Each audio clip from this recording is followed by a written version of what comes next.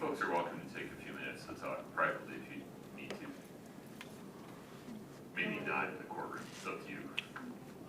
Is there anything you need before we start?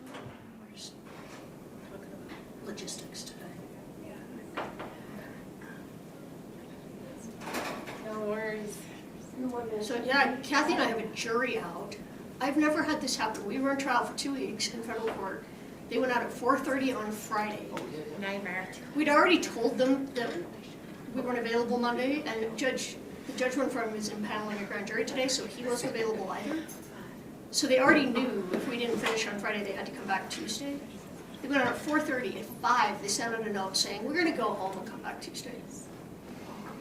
So they've been off now for 3 days. I don't know how that, I'm not sure how I feel about that. What could possibly go wrong? Yeah, really. Right? It's gonna be interesting. It's either probably gonna be 25 counts of guilty or 25 counts of not guilty. It's one of those cases. They're either all in or all out. So, it'll be fun. Sir, what's your name? I'm talking to you in the cat t-shirt. Mike. What's that? Mike. Mike, okay. Mike, the way we usually do this is you can't start recording until I'm on the record, okay? Oh, okay. Sounds good? Yes, sir. Okay. You also need to do your level best to keep Brittany out of the shot. I'm only getting her good side, sir. I promise. I'm not joking, you need to keep Brittany on the shot. Okay. All right. Did the baby come? Melanie's? I don't think she's due yet. Oh, she's not? No, we have a little bit of time. I was wondering if she had a baby yet. I think we're still about 4 weeks out. Oh, okay. Yeah. Okay. Mr. Bloodworth, we need to wait for anything else? I don't think so, sir. Okay. It's up and around here. Ms. Lewis, you ready to go? Yes, we're ready. Okay. Mike, you ready? Yes, sir. Okay.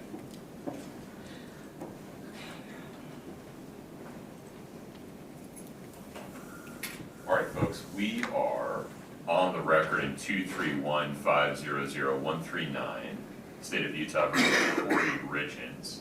Can I have counsel for the state make their appearance, please? Brad Bloodworth for the state senator. And for Ms. Richins, please. Wendy Lewis, Kathryn Esther, and Alexander Ramos. Very good. Good afternoon, Ms. Richins. All right, at the end of the preliminary hearing, we talked about some logistical and planning considerations. Defense counsel mentioned potentially 2 rounds of pretrial briefing. I raised some issues regarding jury selection that I'd like to raise again. I also made a misstatement. I said that whether one side or the other would be able to show extraordinary circumstances sufficient to get out of the standing order regarding virtual jury selection was not my decision. I was misinformed. It is my decision. And so that motion gets made to me, not to Judge Scott. So can we start with some jury selection issues while I have them on the tip of my tongue here? We're set for 4 days, April 28th to May 1. Issue number 1 is, I imagine, based on Ms. Nestor's reaction at the end of the preliminary hearing, that there may be a motion regarding extraordinary circumstances justifying in-person jury selection coming from one side of the V or the other. I'd like to set a deadline for that briefing so we can get some certainty about that one way or the other. I also think we need to give careful thought to what extent counsel wants to make a motion to limit public access to jury selection, both in person and virtually. The base setting is that it is a public portion of the proceedings. I have strong concerns that that would not be in the interest of justice in this case. And so we need to give the parties an opportunity to brief that issue. We need to notice a hearing on it in case members of the media want to intervene and be heard. So give some thought to that. Then there are the practical considerations regarding, do you want to use a special questionnaire, a case-specific questionnaire for this case? If you do, I prefer that it be stipulated, but that's something we can do regardless of whether it's in person or virtually. Yes, we're gonna want that for sure. Okay. The number of jurors per day you want to see. I'm not going to impose any limitations on attorney-conducted voir dire of individual jurors. We just need to have a practical decision about how many do you want to summon per day of selection. And then how many alternates are you paneling? That will impact the number of peremptory challenges. So we only get 8, right? We don't get 12. Right, it's not a capital crime. Well, Go ahead. what, Am I wrong about that? I think I'm right about it that. was charged as a capital crime, But since they've declined, that's what we weren't sure about. I'm happy to be educated about this. Okay. My understanding was that because they had filed the declination, that it is no longer a capital crime. I'll check on that. For example, you all were not required to be CAP certified, even though I think you are. We are. And so, but I ran this to ground at that time. But let me know if you see it differently. Did you stipulate to 12? I have to think about that. But I see it as 8 now. What? I see it as 8 now. Okay.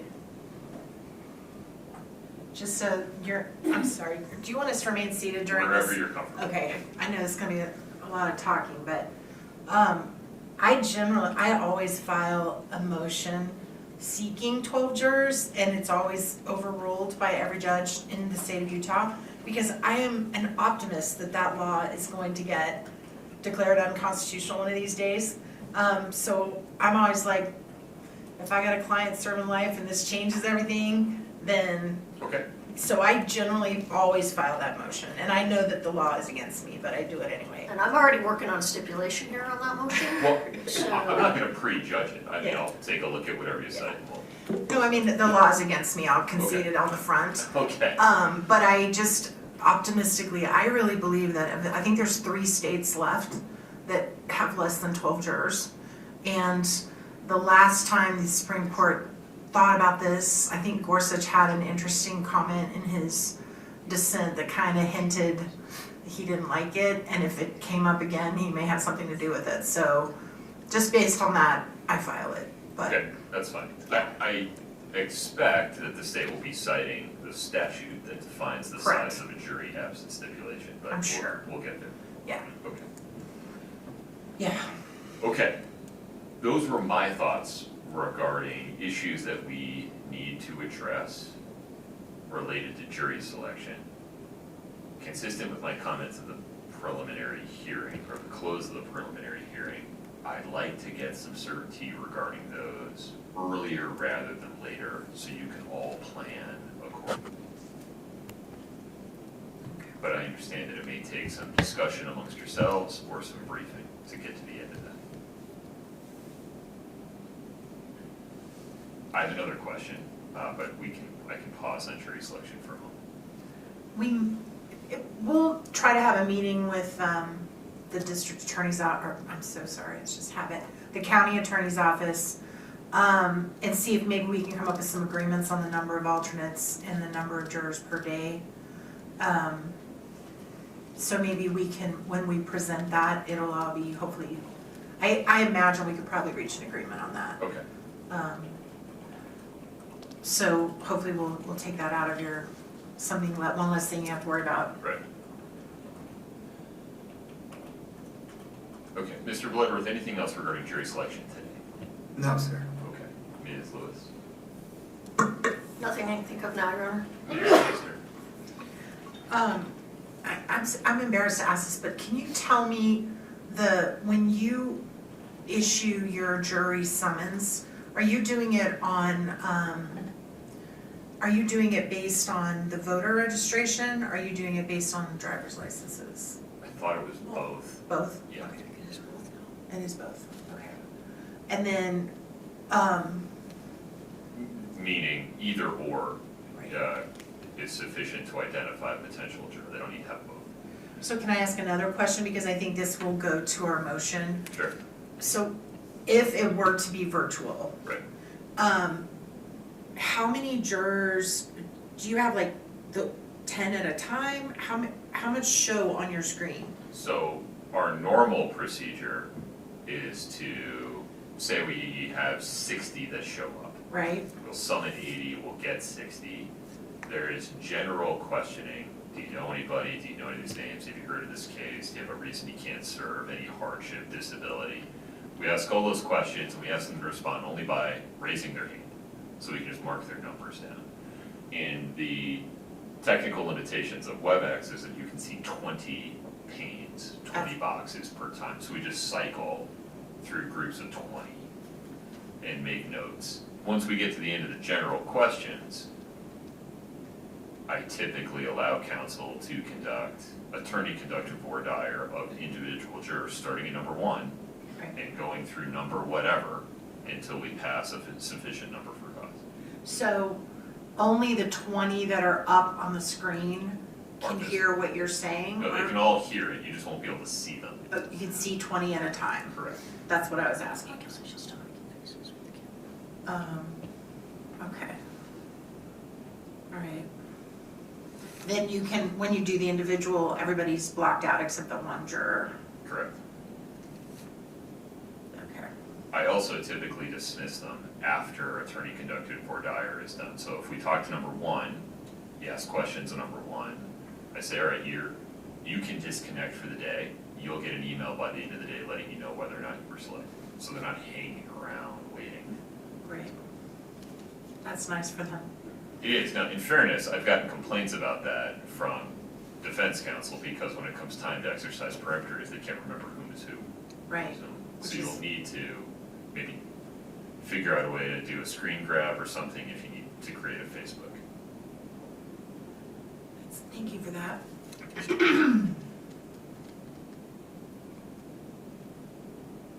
I'm still getting used to this new technological world. Okay.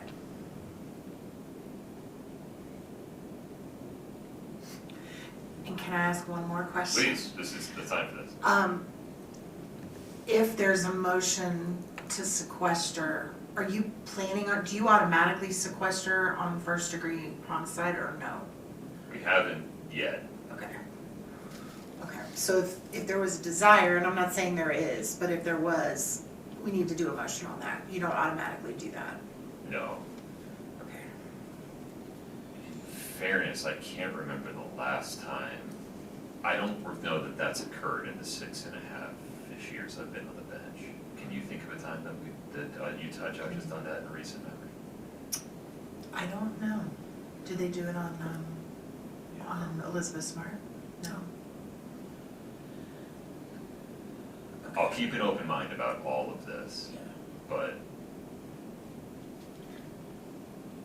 Well, jury trials are based on the honor system among the jurors to a large extent. I don't know that we're gonna be able to get away from that. yeah.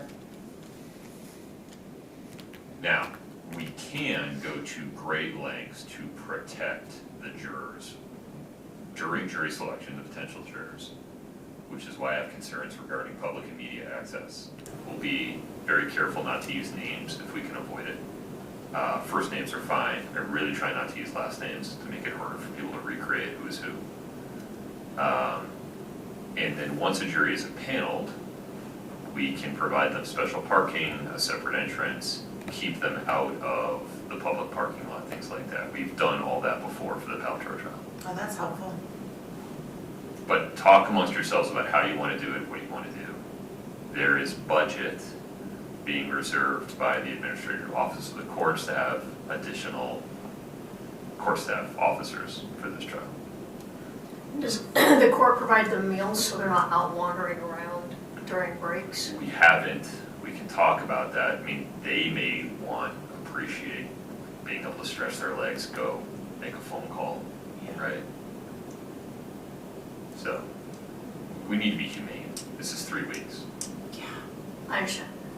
in federal court, they bring them into lunch, they let them have their phones Sure, for, you know, right. personal matters. But- So I just wondered. This won't be the last time we can address these issues. Sure. This is all very helpful. I'm sorry to ask so many. This is the No. first time I'm trying to case in Summit County, so I apologize. The good news is we can do pretty much anything we want. There's very few layers of bureaucracy limiting us. Okay. Okay. Okay, good.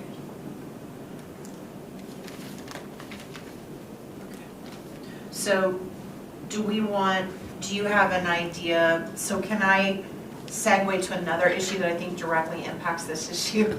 Sure. So, we do anticipate filing a motion to change venue. I know the court's position on it, I read what you said in the first hearing, but I feel like, Be more specific. Is it to pull jurors from a different county and bring them up here, or to move the case? honestly, I'm more interested in the jury pool than I am the physical location. Okay. I mean, I hadn't really thought about that, in terms of which, to me, it's all about getting a jury that doesn't have a preconceived opinion about this case. Sure. Which is gonna be really hard to do in this county, and I know you recognize that clearly. Query whether there's a county in Utah or in Yeah. the United States that has received less news coverage of the case. I mean, this is something I'll need you to help me understand. The case is covered on the BBC. Right. Well, we actually are looking at some issues other than press coverage, Okay. which we will put in our motion. Understood. I know that I've been looking at the case law and what the factors are. I do think there's some other key factors here that only will affect people in Summit County. But I'm saying all this because it seems that the court would need to maybe decide that first, because I think it would impact my motion about the jury selection. Or we could file them at the same time, and you could do them all, like that first round. But I do expect there to be a fairly substantial motion to change venue. And one of the things I was going to ask you, we're obviously trying to be cognizant of the budget of this case and not waste the county's money. Most substantial motions to change venue contain affidavits from members of the community.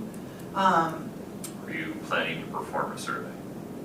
Well, what I was kind of trying to get to was how much you would need. Like, do you need 200 affidavits, or do you need 2? Do you need, I guess I don't know what you've relied upon in the past, and I'm trying to get a feel for if we have like affidavits from people in various parts of the county and maybe had 5 or 10, are you gonna be like, I need at least 200, or I'm not gonna consider it, or?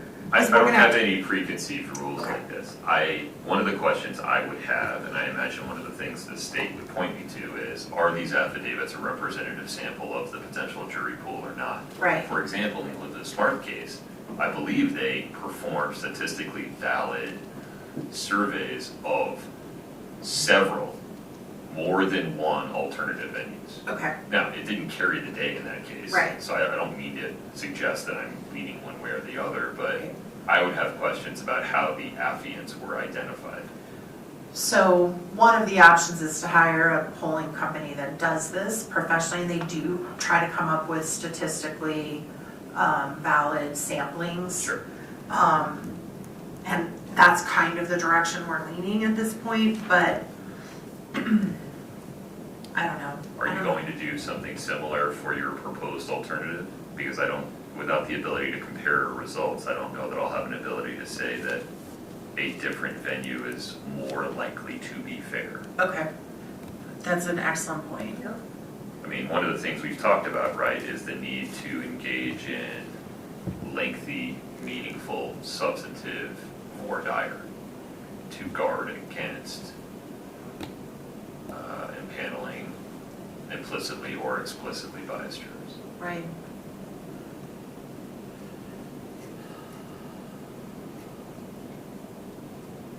Okay. I think that kind of answers, because that actually is cheaper than doing the affidavits, because they can just do a telephone poll. So, Please have some conversations with the state to make sure they have sufficient access to methodologies and responses. of course. I want to make sure they don't feel like they are being surprised by the process of the results. Okay, I will.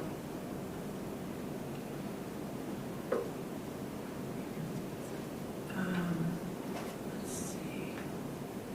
Okay, so then I guess my suggestion would be that whatever deadline we set for the jury motion, we probably would also, because that'd be you're trying to get that done as soon as possible, right? So the first round of deadlines, I think, should include the motion to change venue, because it may change everything, right, including the trial date, depending on. I don't know, it depends if you're pulling Salt Lake jurors up here, That's true.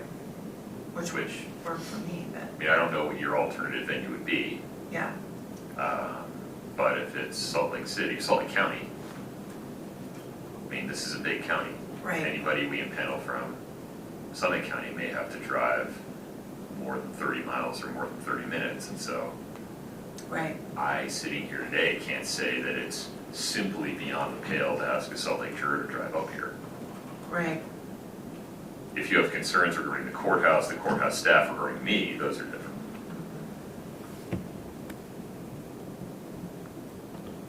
okay, I'll give whatever you file fair consideration. thank you. Okay. That was the only thing I wanted to bring up about, that I felt kind of went hand in hand with the jury selection Right. issue. I mean, the third district standing order applies to Summit, Salt Lake, and Tooele counties. And so your burden in showing extraordinary circumstances sufficient to escape virtual jury selection will be the same across the entire district. I'm not hearing that you're seeking a reassignment of a judge, so I think you're stuck with me, Ms. Richins, through the case.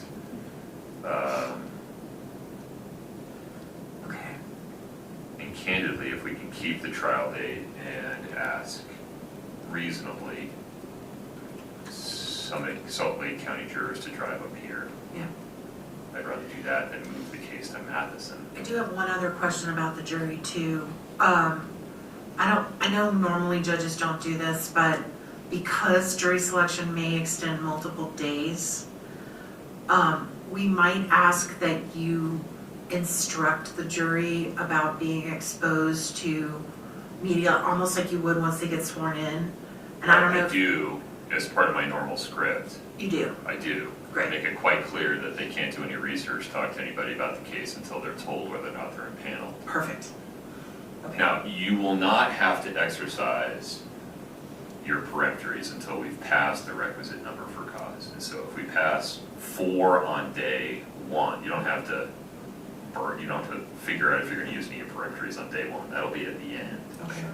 But I would propose that each day is self-contained. If we bring in 60 on day 1, when we're done with those 60, they're done.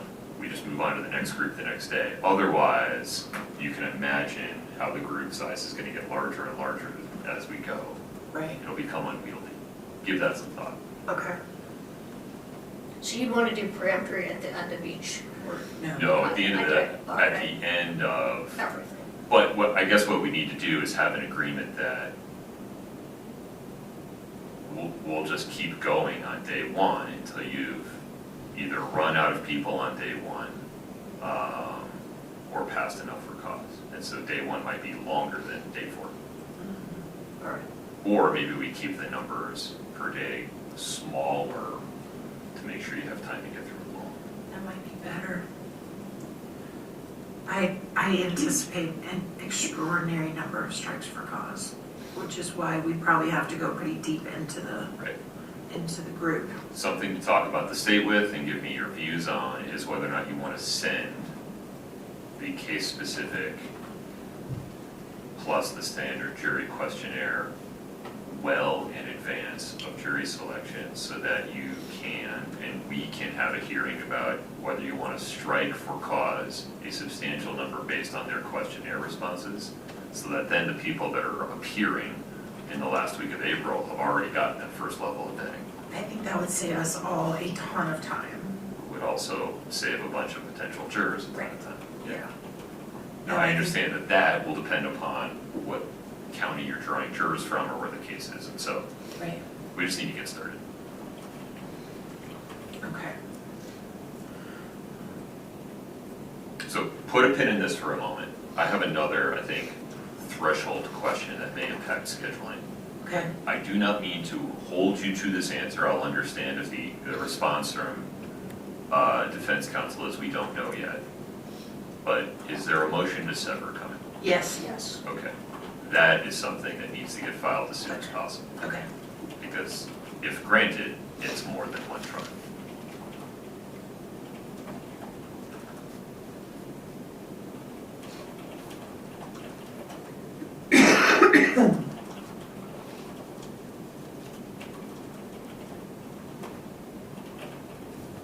Okay. I propose that, to the extent possible, the first round of pretrial briefing be the jury selection issues, the venue issue, and the motion to sever.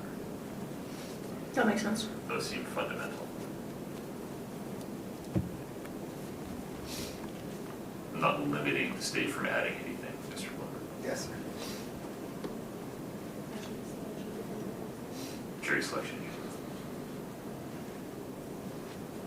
Okay.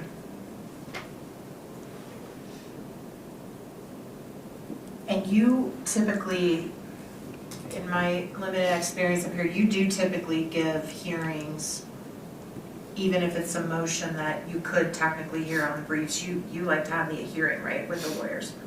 My preference is to do all the heavy lifting up front and try to rule for the bench. Right. Okay, in that case, if we're gonna be looking at a date where we hear these three, we do anticipate filing a motion asking you to reconsider detention in light of the trial date. And we'd like to hear it on that day, because that's gonna be our first hearing day, I think. That's fine. Um, Why don't we set that hearing day and work back, and have you and the state agree on briefing deadlines that work backwards? Thank you. Mr. Bloodworth? Your Honor, as it relates to the forthcoming change of venue motion, I imagine perhaps all of them, but certainly that one, if based upon expert testimony, survey results, and the like, will require, my sense is, filing the written motion, then an evidentiary hearing, Maybe. and then some responsive and reply briefing. It's, without seeing the initial motion, it's hard to forecast Right. whether we'll need an evidentiary hearing or not. But, Without seeing the survey results, it's hard to know whether or not a different county is better than this county. Right. correct. So as we pick dates and kind of backwards plan from those dates, I can envision at least that motion requiring an evidentiary hearing. Perhaps we could at least have an initial discussion regarding the motion to change venue. It may be that the court makes a ruling along the lines of, even if these survey results are accurate, the court's not persuaded Yeah. that a change in venue, and then that would obviate the need for an evidentiary. Yes. And so I think there's value in at least having a first discussion on the paper and see where we go from there. And we would anticipate attaching as an exhibit whatever sworn, Sure. the results. And obviously if they, I mean, we can talk about whether they want a chance to cross-examine that person, but, I mean, we wouldn't hide the ball on that. We're gonna attach it to the motion. Sure. So they'll be able to see it and decide what they wanna do, but. I imagine that's an expert witness that needs to be made available to the state to, what's the word of the rule, consult. Uh-huh.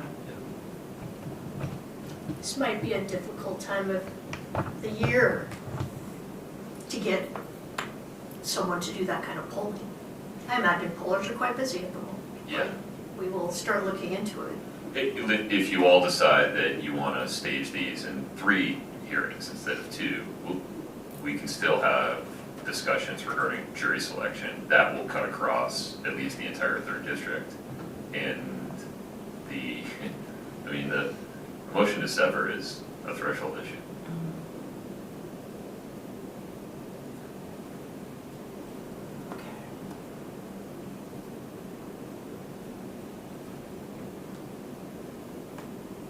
Okay, so where we stand right now is we're looking at the first round of the most time-sensitive motions being the motion to reconsider detention, the motion to change venue, the motion to sever, and then the jury selection issues, which we may agree to most of them.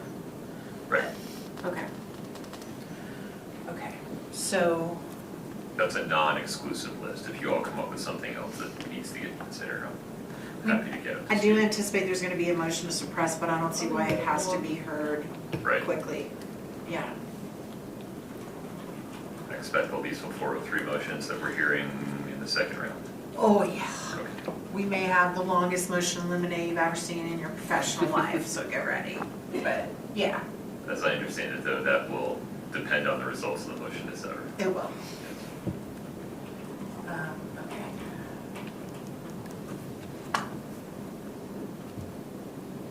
So, from our end, we are anxious on at least one of these to do it sooner rather than later. I am sincere when I say I will make changes to my calendar to accommodate what needs to happen. Thank you. But we are gonna need time to get the survey done. Doesn't have to be one hearing. If you want to break it up, that's fine. Okay. Yeah, so maybe if we could, the motion to sever, the jury selection issue, and the motion to reconsider detention can all get filed fairly quickly. The motion to sever may be a little lagging a little behind. I mean, the motion to change venue Sure. could be lagging a little behind that, depending on if they're all politically. Engaged. Yes, engaged. There's a few things going on in November that they might be interested in at the moment. Although I cannot imagine in this state that they're spending a lot of money on polling, but you never know. Based on the text messages that are hitting my phone. Oh, they are? Engaged, yes. Yes, you and me both. Okay. All right.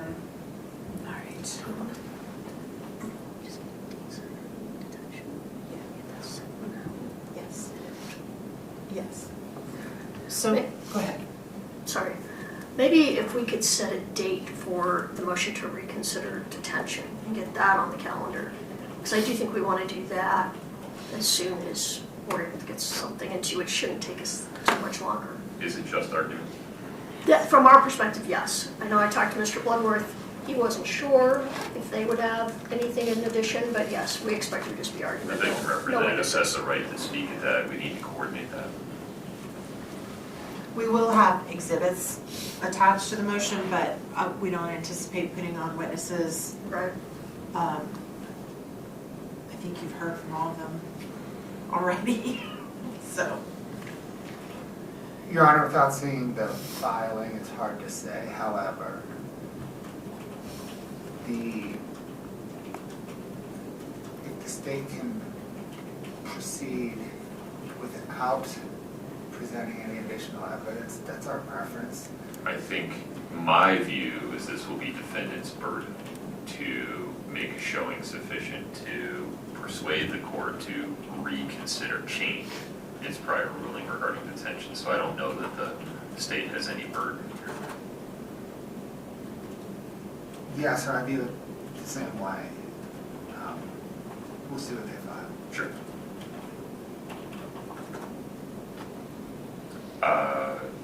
Earlier rather than later is what I heard you say. Yes. Okay.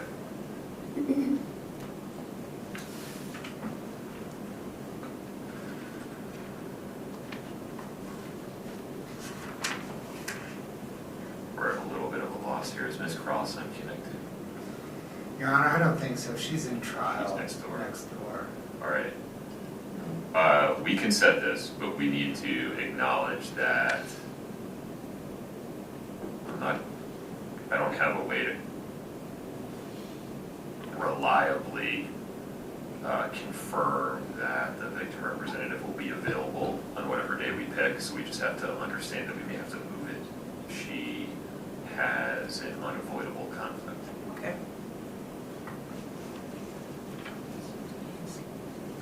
It's 24th. Do you Can have I a- do you have a inquire about proposal? the state?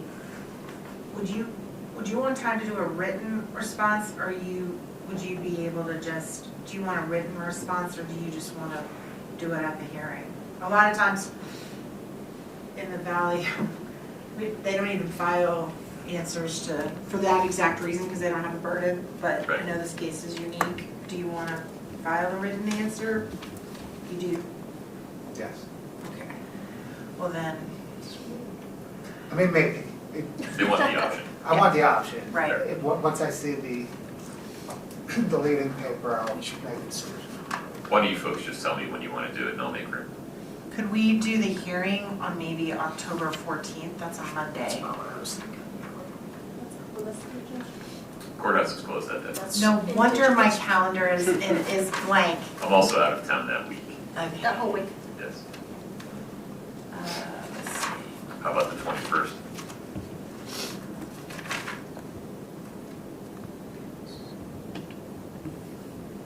The afternoon of the 21st, what have you got? I may be picking a jury in Pina Cruz.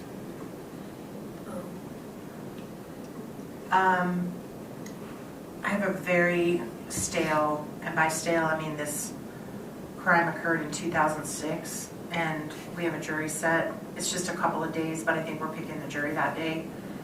Are there witnesses in that case? I know, right? They're a lot older than they were. It's a really interesting DNA case. What about the 18th on a Friday? Oh, no, that's the week you're out of town, sorry. It is. About the 23rd, Wednesday the 23rd? Are you still in trial? Unfortunately, I'm in the middle of a dual language justification hearing that day. I can't reasonably, those folks are under house arrest, one of them's in custody. What about the 28th Monday? I'm sorry, say that again. The 28th Monday, the 28th? I can make that work in the afternoon. Anytime. Yeah, anytime works out there. I can move that pretrial conference. Do you want to do it at 3:30? Does that give you enough time? Sure. It's okay if it's not, I can make time. Do you need more time? No. Okay. That, if it's set that far, we may have all these motions filed and briefed by then. All right, so that's a different can of worms. Okay, because then you need more time. I need time to prep. Right. And we need more time to argue. So, if you want to block a day, I'm happy to clear my calendar. I just need to be more thoughtful about what day I pick. Well, we could do the hearing at 3:30 on the 28th in one order, and then at that time set the hearing for everything else. Why don't we do both today? Okay. Okay.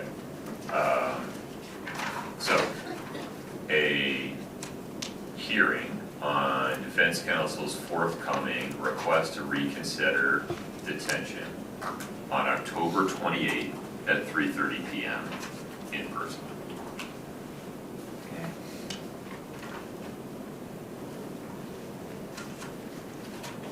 I'll let you and Mr. Bloodworth discuss briefing deadlines. I just need to make sure that the state has a reasonable opportunity to file their brief and response by close of business on the 25th. Get the next meeting.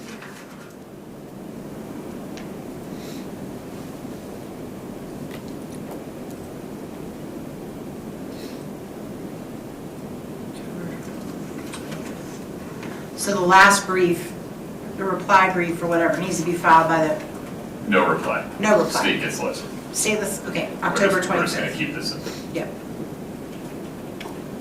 All right, You will, of course, be within your rights to reply to the state's arguments from the podium on the 28th. okay. Okay, and then perhaps a day-long hearing, we block a day in late November or December, Oh, not late, or or, right, earlier.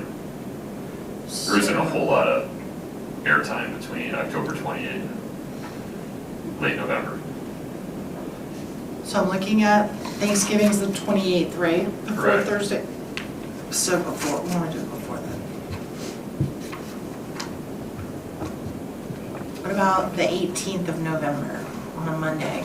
Are Mondays bad for you? They're probably your bad days. They're not, I have a jury selection that day.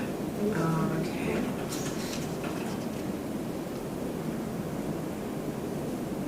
I can bounce it though.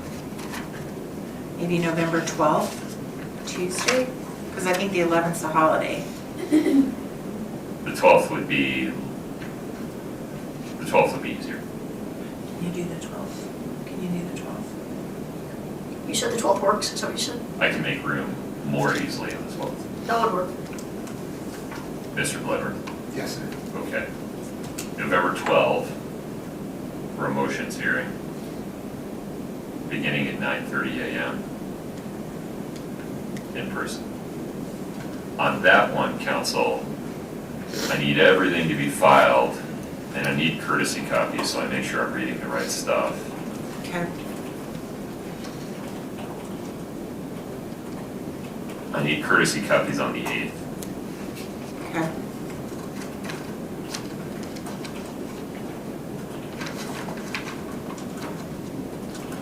And we can just email those to you? Or would you rather have them in paper? Can you just put them in a binder for me? Of course. Yeah, if there are exhibits, you're welcome to put exhibits on a thumb drive, so you're not printing voluminous exhibits, but I need the briefs in a binder Okay. on Got the it. 8th.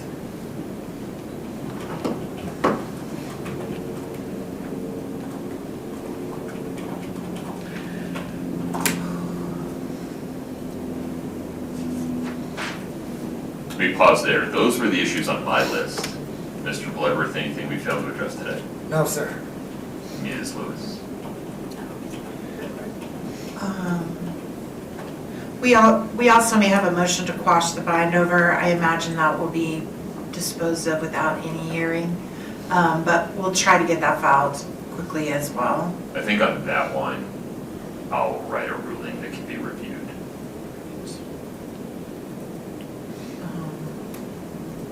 Have you all created a transcript yet? No, we need to do that. I think we have know we one. got it. Oh, yeah, we did get it. Yeah, We- we got it. Okay. Sorry.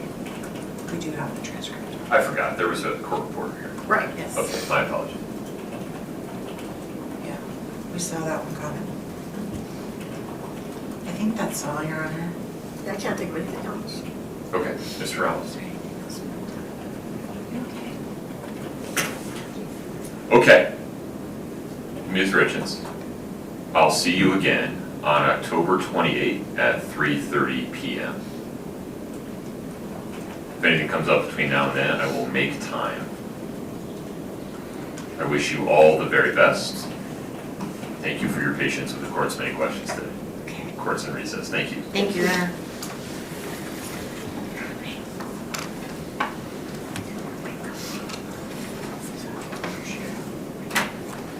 Like we're